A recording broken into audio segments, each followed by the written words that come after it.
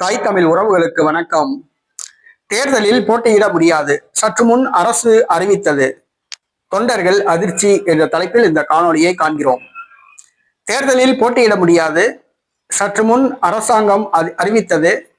தொண்டர்கள் அதிர்ச்சி என்ற தலைப்பில் இந்த காணொளியை நாம் காண்கிறோம். வங்காளதேசத்தில் ஷேக் ஹசீனா வங்காளதேச பிரதமராக இருந்தார். மாணவர்கள் செய்த புரட்சியால் நாட்டை விட்டு வெளியேறி இந்தியாவில் தஞ்சமடைந்துள்ளார். அவருக்கு நீதிமன்றம் தண்டனை வழங்கியுள்ளது. 2026ஆம் ஆண்டு நடைபெற உள்ள பாராளுமன்ற தேர்தலில் அவருடைய அவாமி லீக் கட்சி போட்டியிட திட்டமிட்டு வருகிறது.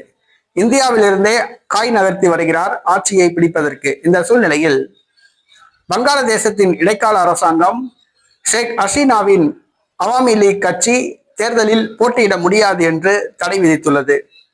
இதனால் அவாமி லீக் கட்சி தொண்டர்கள் அதிர்ச்சி அடைந்துள்ளனர். ஷேக் ஹசீனா அதிர்ச்சி அடைந்துள்ளார்.